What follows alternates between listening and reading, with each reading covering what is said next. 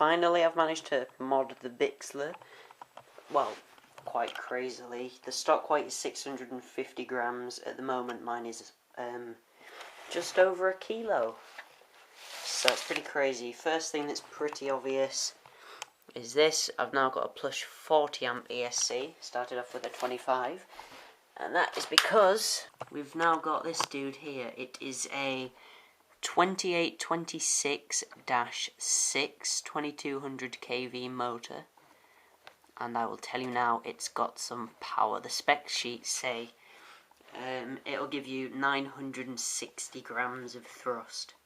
Another obvious thing is you've got this here, the Turnigy Hobbyking 401B Gyro, which I've set up on the ailerons.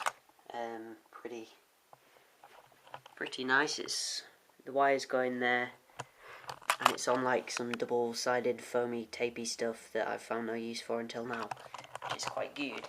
The motor was a complete nightmare to put in. There's like gaps all around there, and I just filled it in with some spare foam that I'd chopped off.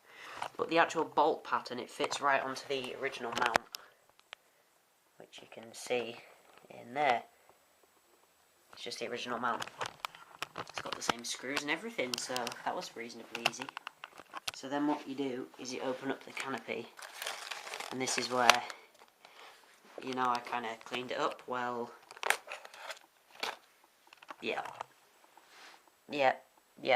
Yep. Because we've got so many wires and 2 adapters and wires and more adapters. I've got an adapter there that I made, XT60 to EC3. Because they're all out of stock on Hobbyking, so I made some. And then we've got an XT60 to EC3 again, but the other type. Even with all the stuff that's inside it, there is still enough room in there. There's a bit more wiring because of like the gyro wire, but yeah, it's getting messy. You still probably could put an OSD in here if I move that over to like over here somewhere. But yeah, I'm pretty pleased with it. I'll plug it in and show it all working if I can get it all plugged in. So now that's kind of all on. This is quarter power on that new motor. That's probably just below half on the old one. You gotta kind of be creative with all the wiring. There's no getting around it. You gotta either do something special or whatever. It's just so much now.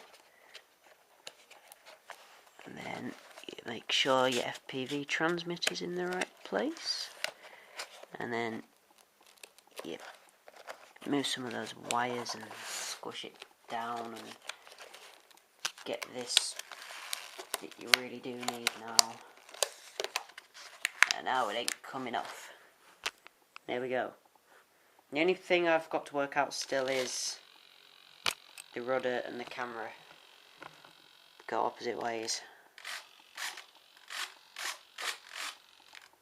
That's one thing to sort out. I'm using all 6 channels on my radio now. I would have the camera plugged into channel 6 like I used to, but channel 6 now controls the gyro. So you flick that there and then the little gyro light comes on. And then at the moment I've got like minute amounts on it. So flick the gyro on.